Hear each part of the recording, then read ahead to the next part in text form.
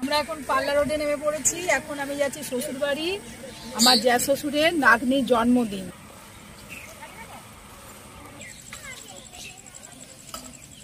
আমার পরে নিজের বাড়ি, ও তার আগেই আমাদেরকে ছেড়ে দিয়ে ওই চলে গেছে লাইন পার হয়ে।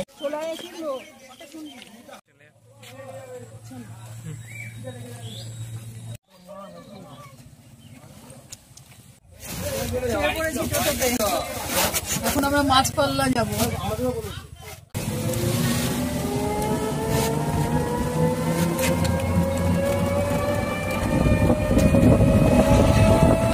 ক্যানেল পর ক্যাম্পের বাজার বলে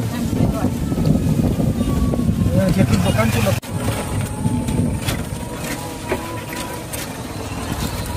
ব্রিজ আমরা এটাই খেলতাম।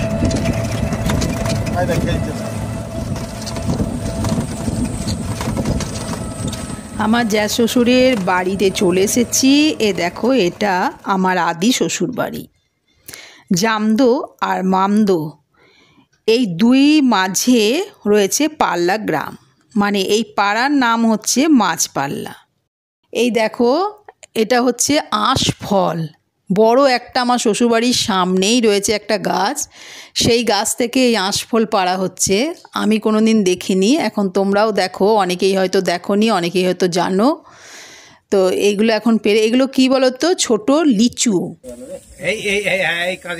শক্ত তো, শক্ত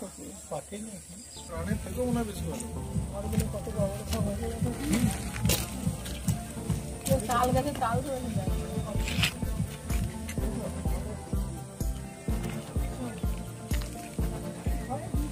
দামোদরে ঘুরে নি, তারপর বাংলাতে যাবো। দামোদরের পার্কটা দেখে আসি, চল। আর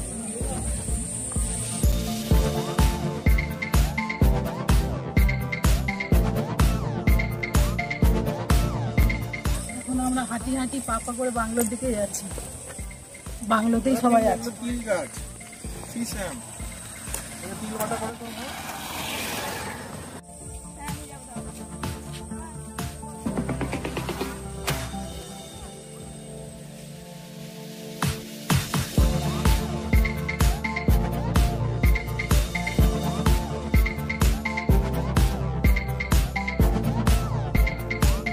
দামোদরের পাশেই এই ডিভিসি গেস্ট হাউস, যার নাম ডাক বাংলো। এখানে 3টি এসি আর 2টো নন এসি রুম রয়েছে।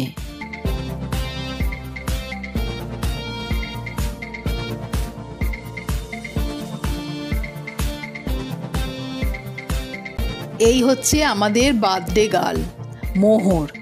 তোমরা সবাই দেখো আমাদের বার্থডে গার্লকে কত সুন্দর লাগছে, আর ওর মাও খুব সুন্দর সেজেছে, মানে আমার যা।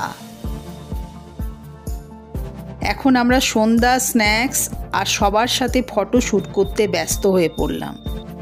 এখন আমরা কথা বলছি ননদদের সাথে, রয়েছে তারা এরা হচ্ছে আমার বড় জ্যা শ্বশুরের 2 মেয়ে।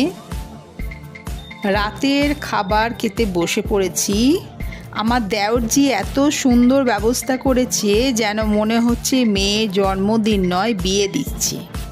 খুব ভালো আয়োজন করেছে, আমরা খুব খুশি। আর ওর মেয়ের জন্য অনেক আশীর্বাদ, মানে আমাদের মোহর সোনার জন্য অনেক আশীর্বাদ, অনেক শুভকামনা থাকলো।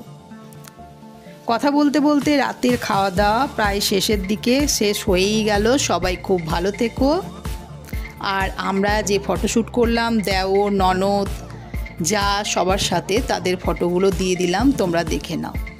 Good night.